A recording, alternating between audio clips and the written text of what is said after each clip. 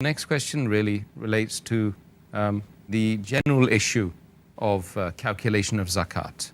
Could you explain to the viewers in a nutshell how that is done?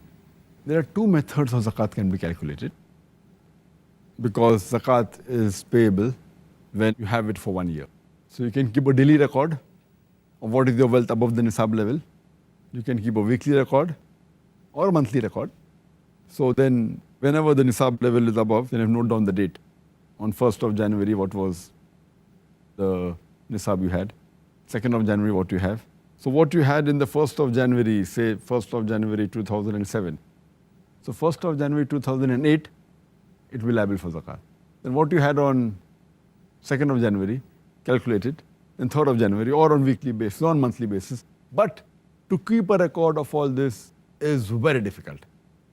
Then you'll be spending half the day in keeping the record, which will be difficult. So it's not practical at all.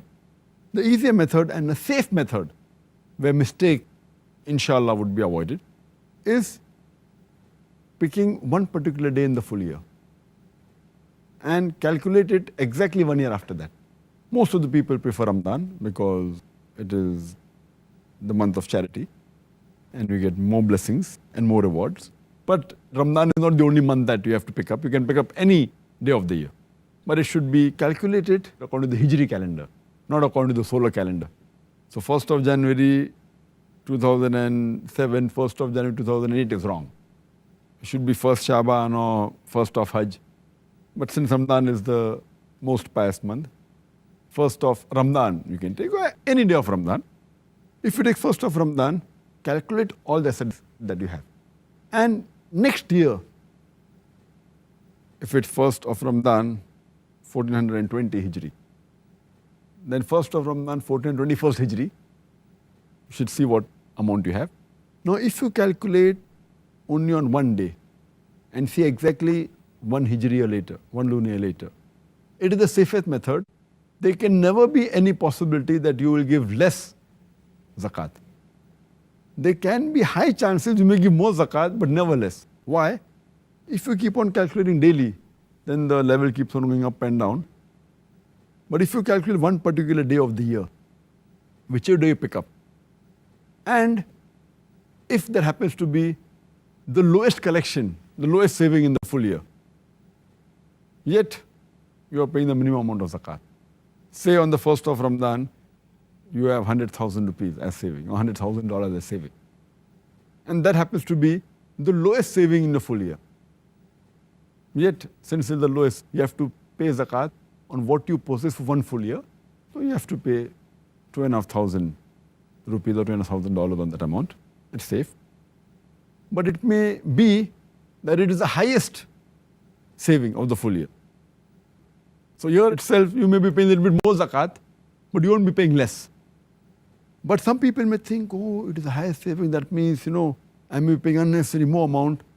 There are chances you may pay more, but there are no chance you will pay less, because even if it is the highest, and if you think that you will try and catch the lowest point may keep on changing.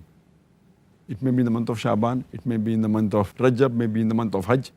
And then if you try and catch that point, next year it will again change. So if you try and catch that point, there are high chances you will pay less zakat.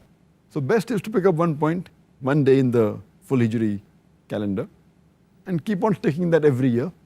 And you'll be less assured that you will never pay less zakat, you may pay more. Because if the wealth keeps on fluctuating up and down, you have to pay on what amount you possess for the full year. Yeah. But the lowest point once, maybe Shaban, the other may be Ramadan, the third may be Hajj, maybe any month. The safest is to pick up any one, keep on sticking to that year, and inshallah you'll never pay less. You may pay more. Sometimes 10% more, 20% more, 30% more. It will never be less, inshallah. So this is the safest method and it's the best method.